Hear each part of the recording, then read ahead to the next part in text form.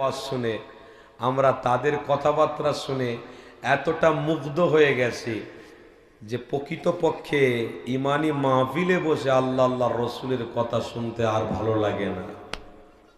আর সেসব মোবাইলে যেসব হুজুর বেরিয়েছে ওরা ইমান চোর। কি বলছে জানেন? কম আমল বেশি সওয়াব। শালি শালা যতই আনন্দ কর, কোনো অসুবিধে নেই, আমি বলছি তোরা জান্নাতি। জোরে বলুন নাউজুবিল্লাহ। এই একজন মেদিনীপুরের কথা বলি, খারাপ নেবেন না।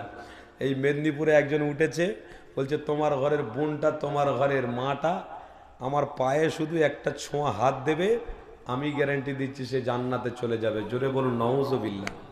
আমি প্রকাশ্য সেখানে ছিলাম। কি বলছেন আপনারা? তার প্রতিবাদে আমরাও জড়িত ছিলাম। কারা এরা? এরা তো ইমান চোর। আগেকার মানুষরা অর্থশীল ছিল, গ্রামে ডাকাত আসতো। কি গো, কথা শুনছেন তো নাকি?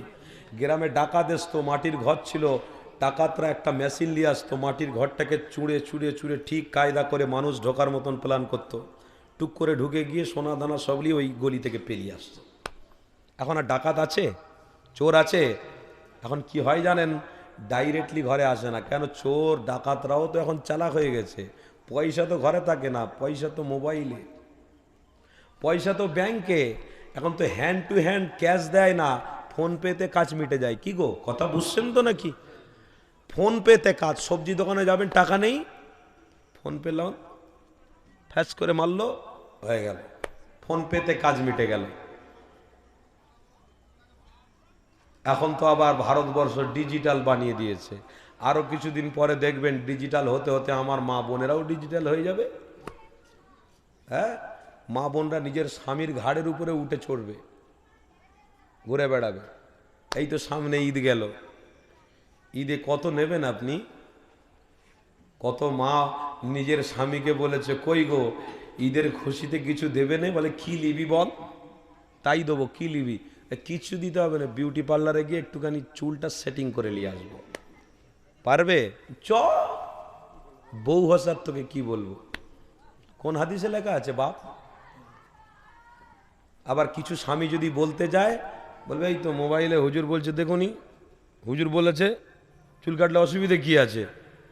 আর ইমান চোর বেরিয়েছে ওদিকে। কোথায় কি বলবো বলুন তো ভাই? ইমান চোররা ইমান চোরের এতটাই পরিকল্পনা করে নেমেছে, এতটাই দালাল ওদের, এতটাই অর্থ তাদেরকে দেওয়া হয়েছে, তারা জীবনে মাহফিলে বসে দরুদ শরীফ পড়ে না। অনাগড় ইংলিশে বলে যাচ্ছে। আর আমার ঘরের জোয়ান যুবক ছেলেরা বলছে আরে বিশাল ব্যাপার, ও তো পুরো আসমান খেপিয়ে দিচ্ছে, ওর ওয়াজ মাথা খারাপ। ওর তুলনায় এসব কোনো বক্তা চলবে না। ফুরফুরা শরীফ, পীর সাহেব, পীরজাদা কারো চলবে না। ওর বিশাল ব্যাপার। ইমানচোর ওয়াজ করতে করতে বলছে প্রেম করা হালাল। ব্যাস অতটুকু আমার ইউটিউবিরা কাটিং করে ছেড়ে দিল। এই হুজুর বলছে প্রেম করা হালাল, দিয়ে একটা পাশে ছেলের ছবি, একটা মেয়ের ছবি দিয়ে দিল। ওটা নিয়ে টিকটক করে দিল। আর বেচারা এদেরও টাকা ইনকাম হলো, আর ইমান চোরদের ওই কটাটাকে কাটিং করে দিয়ে এরা ছাড়ার পরে সমাজে কিছু মেয়ে তার স্বামীর ঘর, তার বাচ্চা সব রেখে দিয়ে তারা পালিয়েও গেল। কথা শুনছেন তো নাকি? কষ্ট হচ্ছে নাকি আপনাদের? মাইক চলছে, বলার দরকার আছে না নাই? আপনারা কি আমাদের গলা টিপে ধরবেন? না না, আপনারা আমাদেরকে স্বাধীনতা দেবেন। কোনটা বলুন তো? স্বাধীনতা দেবেন না? আপনারা শুধু পিছনে থাকুন হুজুরদের, বিশ্বাস করুন হুজুরদের পিছনে থাকুন। হাজার বেঈমানদের সামনে দাঁড়িয়েও মোহাম্মদ রাসূলুল্লাহর কথাটা গলা ফেটিয়ে রক্ত বের করবো, তবুও বলবো বলুন সুবহানাল্লাহ। শুধু একটু পিছনে সাপোর্ট করুন। কেন এই ভারতবর্ষে 150 জন আলেমকে শহীদ হতে হয়েছে এই দিনের জন্য, ইসলামের জন্য। কি বলছেন আপনি?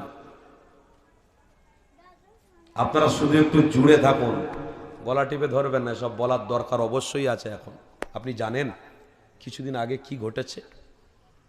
হ্যাঁ, এই হুজুরদের কথা শুনে এইসব ওই প্রেম করো প্রেম করো, ওই প্রেম করো কাটিং করে ছেড়ে দিয়ে একটা মেয়ে ছেলে কি করেছে জানেন? ঘরের মধ্যে তার 8 বছরের বাচ্চাটাকে বন্দি করে রেখে দিয়ে পিকনিক করতে বেরিয়েছে অন্য পর পুরুষের সাথে। ওই 8 বছরের বাচ্চাটা ক্ষুধার জ্বালায় ছটপট করে 10 দিন পরে সে মারা গেল। আর এদিকে একটা নারী তার বাচ্চার মায়া, তার স্বামীর মায়া, তার ফ্যামিলি আহাল পরিবারের মায়া ছেড়ে পিকনিক করতে অন্যজন পুরুষের সঙ্গে বেরিয়েছে। আল্লাহ, কত বড় গজব আমাদের সামনে এসে গেছে। আল্লাহ আপনি হেফাজত করুন, বলুন আল্লাহ। 8 বছরের কলিজার টুকরা সন্তান, ঘরের ভিতরে সিসি ক্যামেরায় দেখা যাচ্ছে। কি গো, দেখেননি আপনারা? সিসি ক্যামেরায় দেখতে পাওয়া যাচ্ছে ছটপট করছে, কাঁদছে, কোনো সাহারা নেই। কি করবে? মা নেই তো। ফ্ল্যাটের উপরে বাচ্চাটাকে বন্দি করে রেখে দিয়েছে। বাচ্চা একবার তক্তপোষের উপরে ওঠে, নামে, একবার ওদিক যায় এদিক যায়, একটা এটি ধরে ওটা ধরে, এটা ধরে ওটা ধরে, কাঁদছে, ছটফট করছে, কেউ নেই।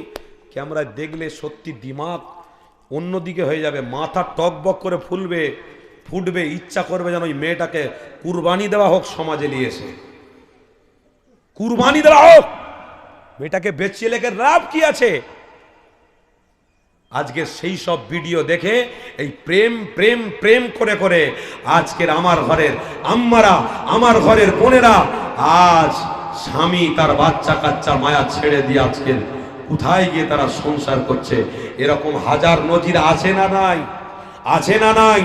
এই মাইকের আওয়াজ চলছে, এর জন্য দায়ী কিন্তু আপনারা গার্জেন আপনাদেরকে দায়ী করছি। কেন? আপনি যদি মজবুত হতেন তো আপনার স্ত্রীটাও মজবুত হতো। রাত্রিরে একসাথে একই বিছানায় ঘুমাচ্ছেন, ঘুমাতে গিয়ে আপনি এদিকে পাশ ফিরে মোবাইল দেখছেন, আর আপনার স্ত্রীর হাতে একটা মোবাইল আছে। সে তখন দেখছে আমার স্বামী এতক্ষণ ধরে মোবাইল ঘাঁটে, তা আমি একটু ঘাঁটতে পারি না, আমারও তো হক আছে। ও ওদিকে ফিরে গিয়ে ও ওর মতন মোবাইল ঘাঁটছে। এবার স্বামীটা চিন্তা করলো, দেখি আমার স্ত্রী কি করে। এই মুখটা বেরিয়ে দেখছে আমার স্ত্রী মোবাইলে বড় বড় নায়কদের ছবি দেখছে। এর মাথায় হাত, এই রে, নায়কদের ছবি দেখছে কেন? কি হয়েছে? কিছু করে ফেলেছে নাকি বড়দিনই? ডাল মে কুছ কালা হ্যায়। এবারে স্বামী ফিরে এদিকে মোবাইল দেখছে, স্ত্রী মনে করছে আমার স্বামী এতক্ষণ দেখে, কি দেখে বল দেখিনি। দেখি উঠে, যেই উঠে দেখছে স্বামী উলঙ্গ নারীদের ছবি দেখতে ব্যস্ত। ব্যাস, দুজনের ভিতরে ইবলিশ শয়তান এমন বাসা বেঁধেছে, পুরো সংসার মাটির সঙ্গে মিশে গেছে। এর মনে কৌতূহল ঢুকে গেল, ওর মনে কৌতূহল ঢুকে গেল, সংসারে আগুন ধরা ওই দিন থেকে শুরু হয়ে গেল। স্বামী স্ত্রী ভালোবাসা নেই। আপনি জানেন, একটা স্বামী স্ত্রী বিচ্ছিন্ন হয়ে যাওয়া মানে একটা সমাজ দুর্বল হয়ে যাওয়া, একটা সমাজ বিচ্ছিন্ন হয়ে যাওয়া। একটা স্বামী আর স্ত্রী মিল থাকা মানে পুরো সমাজটা সৌন্দর্য হয়ে যাওয়া। জোরে বলুন। তাই আমার রসুল বলেছে, ওই স্বামী আর স্ত্রী জান্নাতে যাবে যে স্বামী এসে স্ত্রীকে বলবে, কই গো আমার স্ত্রী, কই গো আমার প্রাণের স্ত্রী। একটা গরিব মেয়ে বিয়ে দিতে পারছে না, একটা সোনা করে দেবো, স্বামী বলছে স্ত্রীকে। স্ত্রী তখন মন ভরে বলছে, আমার স্বামী দাও, কোনো অসুবিধা নেই, দাও। ওই স্বামী আর স্ত্রীটা জান্নাতি। জোরে বলুন। ওই স্বামী আর স্ত্রীটা জান্নাতে যাবে যে স্ত্রী স্বামীকে আবদার করে বলবে, কই গো আমার স্বামী, আমার বাড়ির পাশে একজনের খাওয়া দাওয়া ভালো হচ্ছে না, আমার ইচ্ছে করছে একটু তাদের ঘরে দেবো, কি গো আপনার ইজাজত না নিলে তো দিতে পারি না। আপনি যদি বলেন, ওই স্বামীটা যদি উদার ভরা মন নিয়ে বলে, কই গো আমার স্ত্রী, অবশ্যই দাও। কেন? আমার নবী এই খিদমত করে গেছে, আমার নবী এই রাস্তা দেখিয়ে গেছে, আমার কোনো অসুবিধে নেই, আমার অর্থ থেকে তুমি যা ইচ্ছা দিতে পারো দাও। আমার নবী বলছেন ওই স্বামী আর স্ত্রী জান্নাতি। আজকে সমাজে এমনও স্বামী স্ত্রী আছে, স্বামী যদি কোনো কাজে বেরিয়ে যায়, স্ত্রী বাড়িতে বসে চিন্তা করে, আরে আমার স্বামীটা কি কষ্ট না পাবে, কি দুঃখ না হচ্ছে। নিজের ছোট বাচ্চাকে বলছে, কই রে একটু ফোন কর না তোর আব্বার কাছে, কি করছে দেখ না রে। বেটা তো সে ফোন নিয়ে ফ্রি ফায়ার খেলতে ব্যস্ত, কোথায় তোর মায়ের কথা আর কোথায় তোর বাপ, সে তার ব্যস্ত। মা তার দেখে দেখে ছেলেকে বলার পরে না যদি শোনে, সে নিজে থেকে মা অপেক্ষা করছে, আমার স্বামী কখন আসবে, আমার স্বামী কখন আসবে। হঠাৎ করে কলিজার টুকরা স্বামী ঘরের সামনে হাজির, স্ত্রীটা গ্লাসে পানি নিয়েও হাজির। স্বামীকে পানি পান করিয়ে হাসি মুখে ঘরের ভিতরে নিয়ে গিয়ে নিজের আঁচলটাকে নিয়ে স্বামীর পেশানিটা পুছে দিচ্ছে আর বলছে, আহ আমাদের জন্য খাটছেন, আমার কলিজার টুকরা বাচ্চাদের জন্য খাটছেন, কত কষ্ট হচ্ছে বলুন। কি গো, সমাজে এইরকম স্বামী স্ত্রী আছে না নাই? এরকম স্বামী স্ত্রী আছে না নাই? ওই স্বামী স্ত্রীর ঘরটাই হলো রহমত দিয়ে ভরা। জোরে বলুন। কেন? আল্লাহর সুন্নত তারা রেখেছে। হ্যাঁ, স্বামী স্ত্রী এত ভালোবাসা এখনো সমাজে আছে। স্ত্রী বলছে, কই গো, একটু নামাজ পড়তে যাও। আমি ঘরে নামাজ পড়েছি। হ্যাঁ হ্যাঁ, আপনি নামাজ পড়লেন, আমি নামাজ পড়তে যাচ্ছি। নামাজ পড়ে এসে স্ত্রী দুজন মিলে কোরআন পড়ছে, হাদিস পড়ছে। এসব আছে আর? হ্যাঁ, শতকরায় মনে হয় 5টা আছে, 5টা। একদম পুরো নিম্ন করে দিলাম, পাওয়া যায় না। কোরআন শরীফ বারই করে না কেউ। এতটা ব্যবসা বাণিজ্যই তাড়া, পেশাব করার সময় নেই। কথা শুনছেন না? এতটা ব্যবসায়ী মুগ্ধ হয়ে গেছে, পেশাব করার সময় নেই। বউ যদি বলে, কই গো পানি খাও, মারবো এখানে, চল সর এখান থেকে, সময় আছে?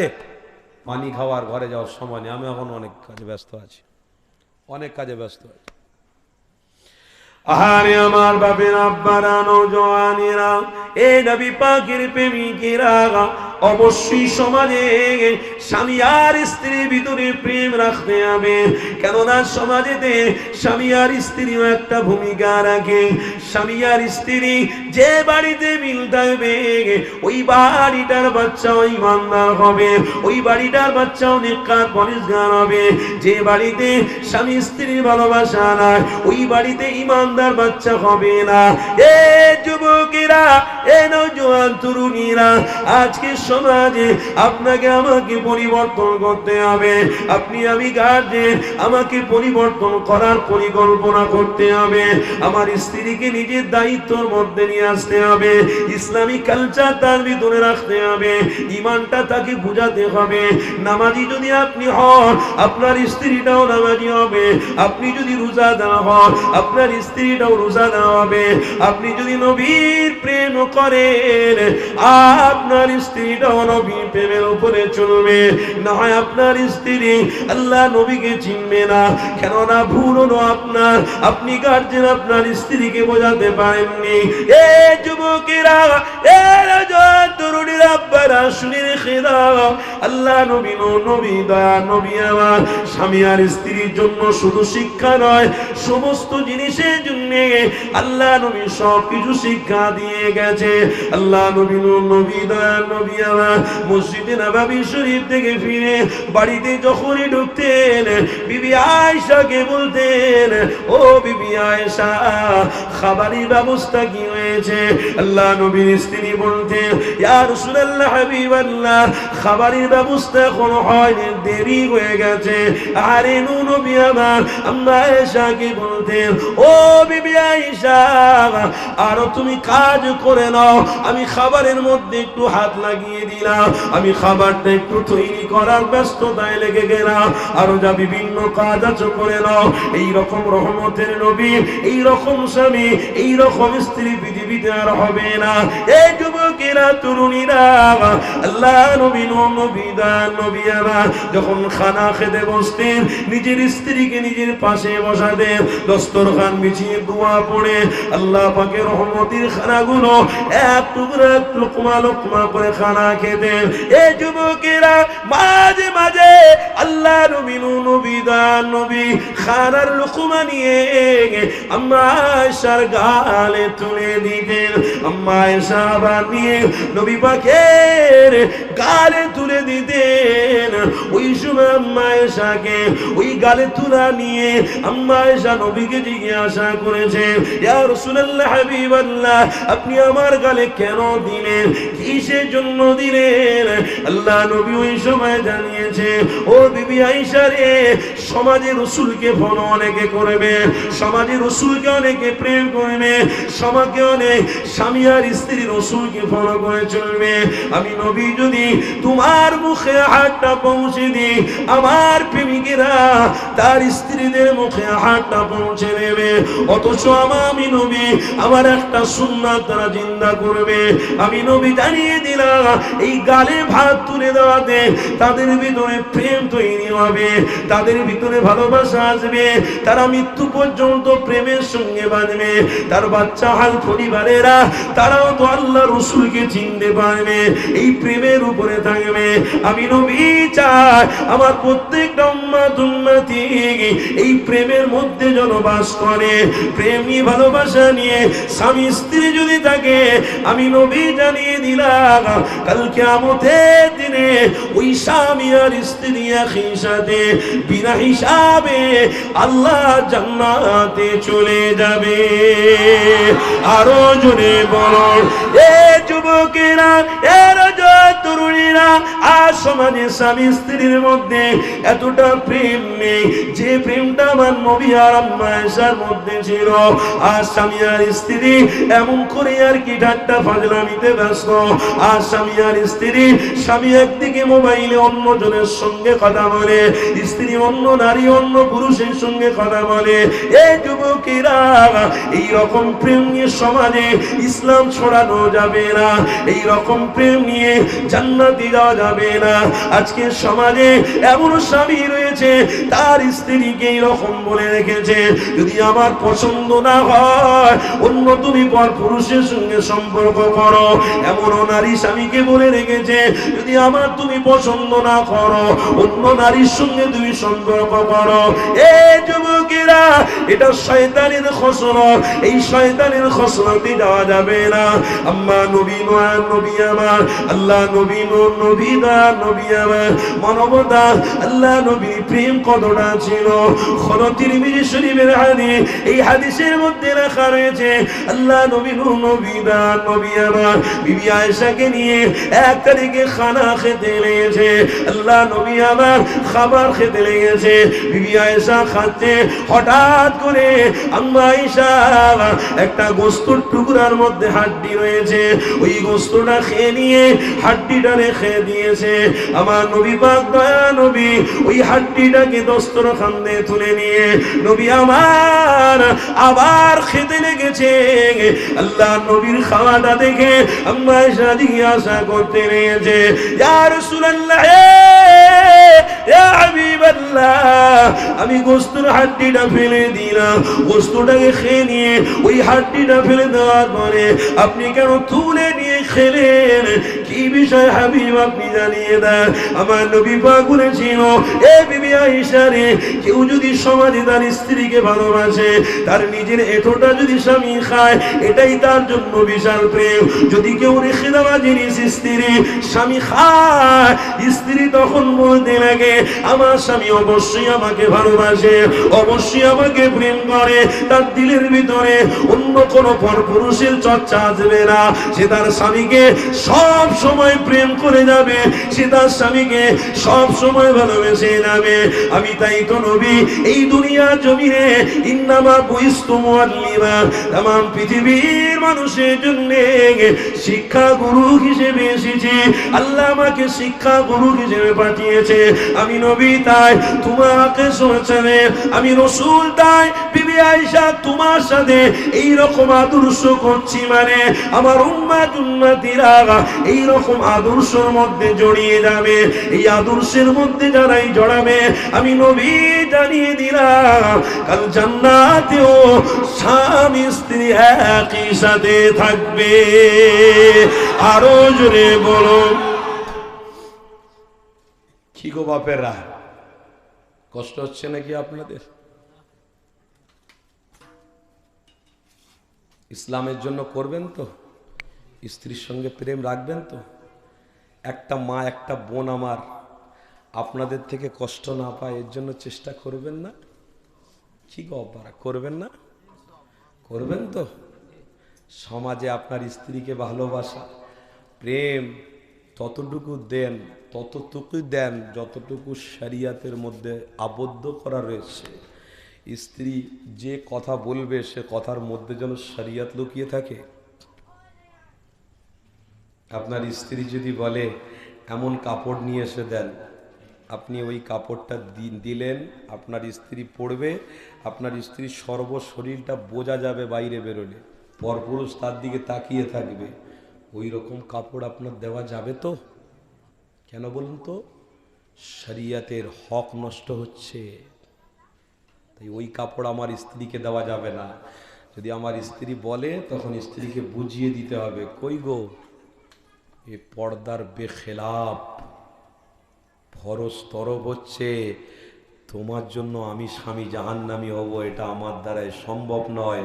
কেন? তুমি আমার ভালোবাসার পাত্র, তোমার শরীরের অঙ্গ প্রত্যঙ্গ কোনো পর পুরুষ না দেখুক, এটা আমার দায়িত্ব।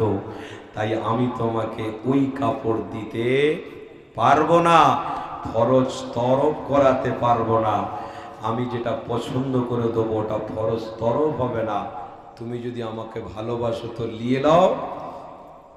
ওই স্ত্রী যদি আপনাকে ভালোবাসে তো আপনার তওবাটা খুশি খুশি নিয়ে নেবে। আপনি চিন্তা করবেন না, আপনার জিনিস যখন আপনার স্ত্রী গ্রহণ করছে তার মানে আল্লাহর রহমত আপনাদের সাথেই রয়েছে।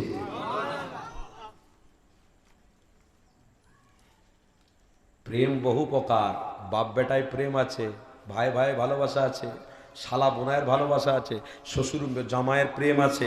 প্রেম বহু প্রকার, কিন্তু ওই প্রেমটাই সত্য যার ভিতরে রসুলের প্রেম থাকবে। জোরে বলুন। আর রসুলের প্রেম থাকলে সে সমাজে কোনো দিন বেশারিয়াতি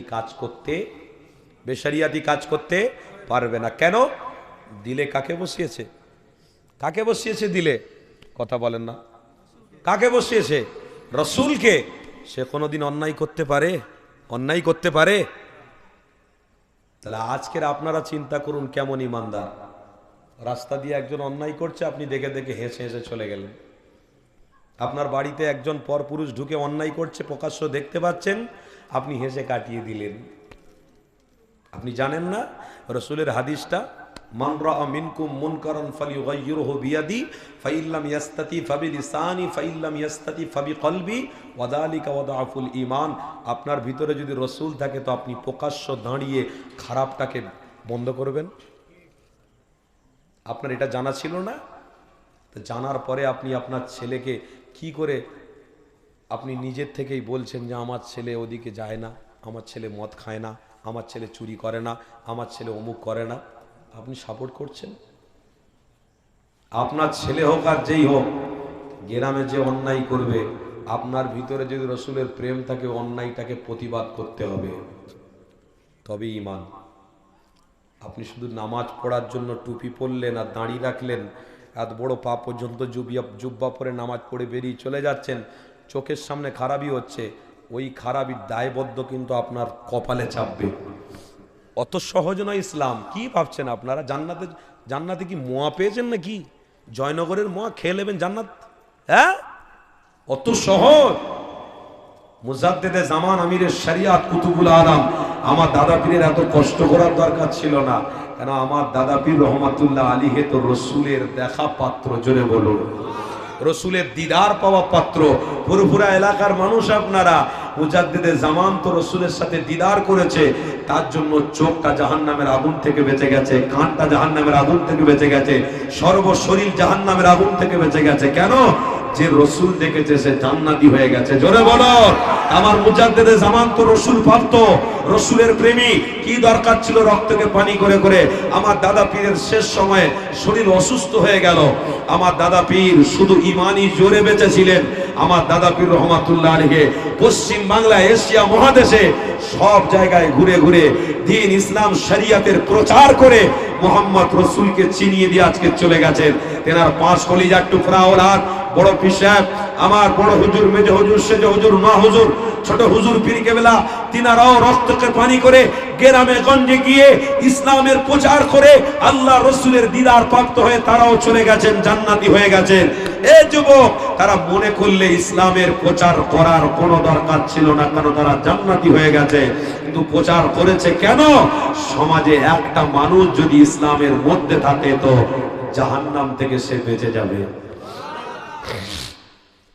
চিরুঞ্চি রাখুনি? হ্যাঁ, ওইসব রাখবে না, বুঝতে পেরেছো বাবা? জলসা করো ভালো করে।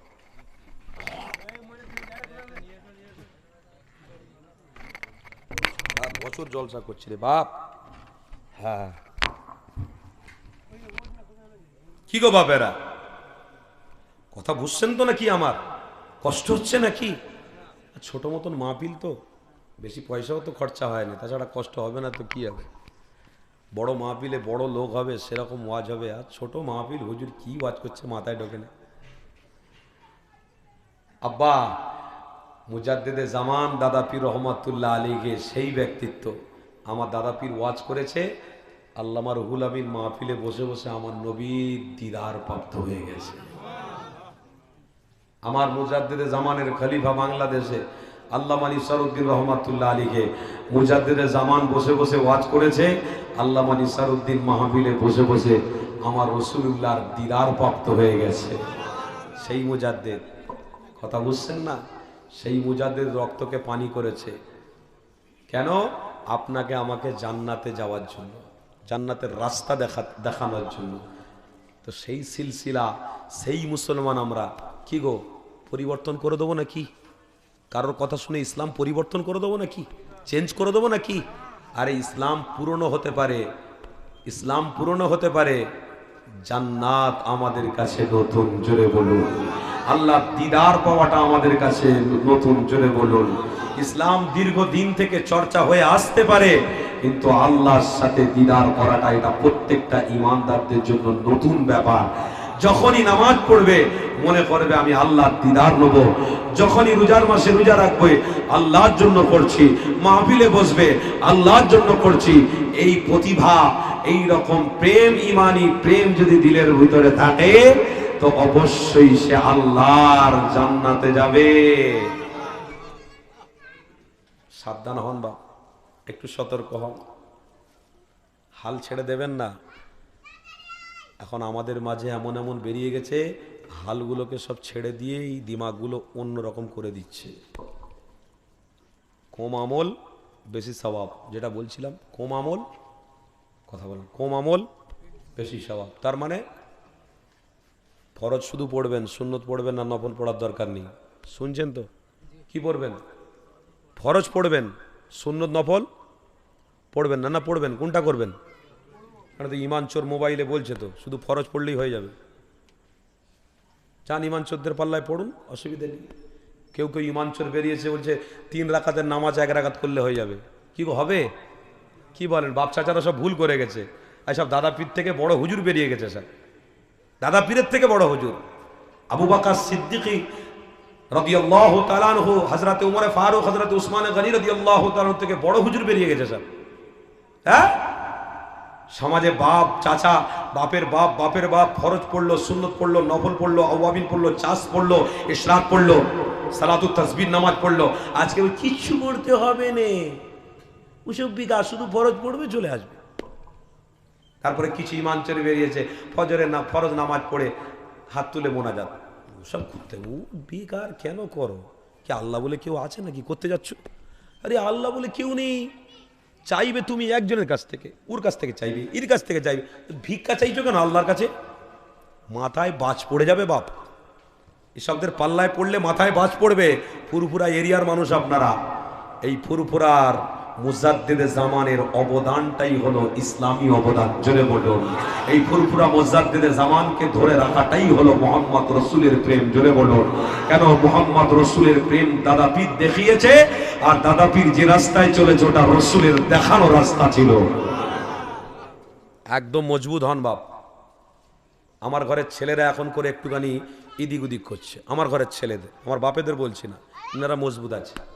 এই ছেলেরা একটুখানি মোবাইলে ওই ইমান চোদ্দের ওয়াজ শুনে শুনে আমি দেখতে পাচ্ছি একটু এদিক একটু এদিক, একটু এদিক একটু এদিক। আর বুখারীর নাম জানে না ভালো করে, বুখারী বলতে পারে না, সে বলছে বুখারী শরীফে আছে, বুখারী শরীফে আছে। মুদাক্কার মুআন্নাসের জ্ঞান আছে?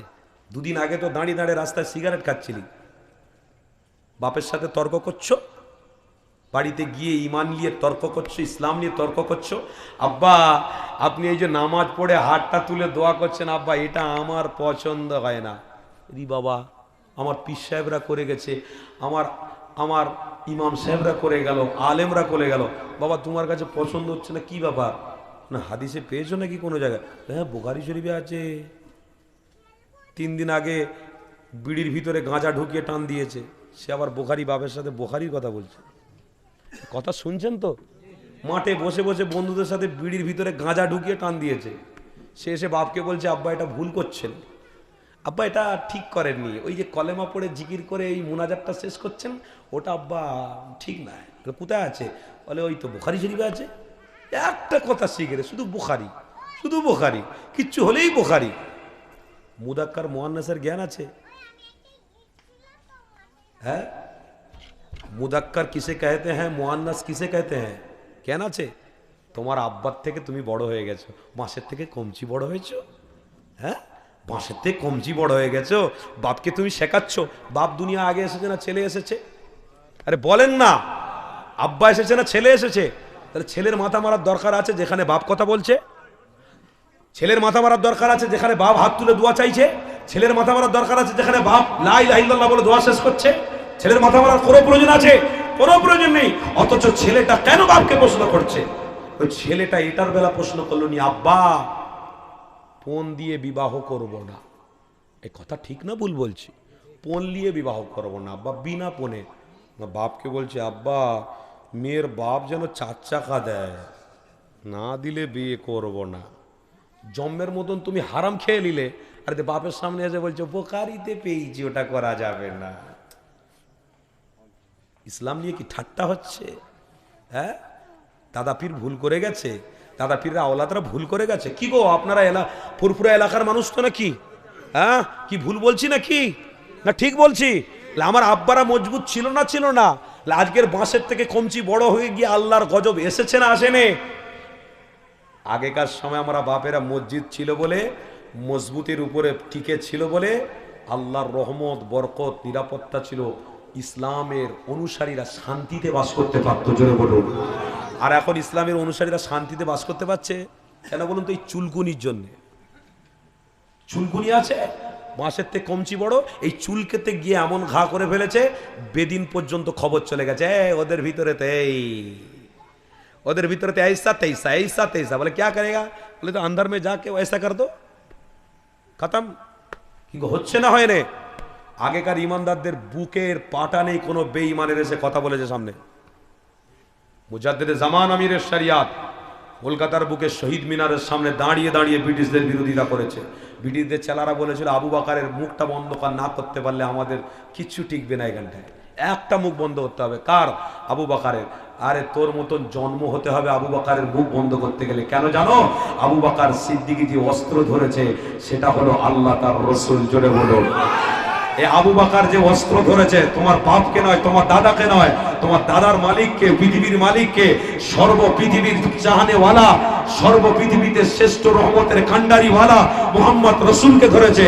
এই দুই হাতিয়ার ধরার জন্য তার মুখের সামনে মোকাবিলা কেউ করতে পারবে। আবু বকর সিদ্দিকী ছিল ন্যায়ের উপরে, আছে ন্যায়ের উপরে, আর সিলসিলাকে আল্লাহ ন্যায়ের উপরে টিকিয়ে রেখেছে। মজবুত হন বাপ। চালাক অনেক হয়েছে, আজ চালাকি নয়। নিজের ঘরের পাশে মানুষকে যদি হাসানো যায় তাহলে আপনি মনে করবেন ও হাসছে মানে আমার বিপদ আসছে। খবর চলে গেছে ঠিক জায়গায়, বিপদ এবারে আসছে, একটু সাবধানতা অবলম্বন করুন। কি গো বাপ, ইসলামের উপরে টিকে থাকবেন তো নাকি? খেয়ে হলেও থাকবেন তো? যদি শুকিয়ে থাকেন, আল্লাহ যদি শুকিয়ে রাখে তাও থাকবেন তো? ছেড়ে দেবেন না তো? কারোর কাছে ভিক্ষা চাইবেন না তো? কারোর কাছে মাথা নত করবেন না তো? কি করবেন? মাথা নত কার কাছে? কার কাছে? আরে সেজদায় মাথা নত করবো তো করবো আল্লাহর কাছে করব, কারোর বাবার কাছে করব না। হাত পাতবো তো পাতবো কার কাছে? আল্লাহর কাছে। কারণ কোনো বাবুর কাছে নয়। কেন? আমি হলাম রসুলের অনুসারী। আমার রসুল যে রাস্তা দেখিয়েছে ওই রাস্তার কিনারাতে জান্নাত রয়েছে। আমার রসুল যে নৌকাতে চেপে আছে ওই নৌকাতে স্বয়ং আল্লাহর রহমত আছে। তুমিও যদি ওই নৌকায় থাকো, পৃথিবীতে কোনো ঢেউ তোমাকে লুটিয়ে দিতে পারবে না, মিটিয়ে দিতে পারবে না। কেন? তুমি রসুলের নৌকাতে রয়েছো। আর যদি শয়তানের নৌকাতে থাকো, কিছু দূর যাওয়ার পরে ও নৌকা ঢেউয়ে উল্টে যাবে, শেষ তুমিও হবে, ইবলিশও হবে। আর রসুলের নৌকাতে টিকে থাকলে, যদি না খেয়ে থাকো, খেয়েও থাকো, ওই নৌকা জান্নাতে কিনারায় গিয়ে দাঁড়াবে, উম্মত জান্নাতে প্রবেশ করবে। মজবুত হন।